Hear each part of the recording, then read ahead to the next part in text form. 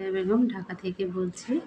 চিকিৎসা ফাউন্ডেশন থেকে ক্যান্সার সম্পর্কে যে কোর্সটি করেছি সিএজি ও এ আমাদের এই কোর্সের স্যার ডক্টর মিজানুর রহমান ও পবিত্র স্যার আমাদের ক্যান্সার সম্পর্কে সুন্দর করে বুঝিয়েছেন। নারীদের বিভিন্ন ধরনের ক্যান্সার হয়ে থাকে। আমি স্তন ক্যান্সার সম্পর্কে বলছি।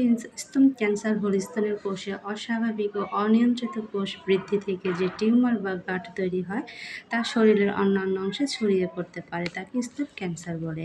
স্তন ক্যান্সারের কারণসমূহ হলো জেনেটিক, বয়স 50 বছরের পরে ও ঝুঁকি বৃদ্ধি বাড়ে, পারিবারিক ইতিহাস, অতিরিক্ত ওজন, স্থূলতা, অ্যালকোহল সেবন, অলস জীবনযাপন ও শারীরিক অনুশীলনের অভাব। স্তন ক্যান্সারের কিছু লক্ষণ আমরা জানতে পারি। স্তন বা বগলে গাঁট বা চাকা, স্তনের আকার বা গঠনে পরিবর্তন, চামড়ার রং বা টানটান ভাব। রোগ নির্ণয় করার ক্ষেত্রে আমরা ম্যামোগ্রাম, আল্ট্রাসাউন্ড বা এমআরআই বায়োপসি জেনেটিক টেস্ট করতে পারি। রোগের ধরন ও স্টেজের উপর নির্ভর করে এর চিকিৎসা পদ্ধতি।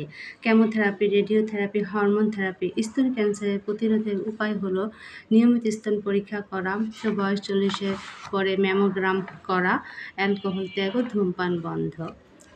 ধন্যবাদ সবাইকে।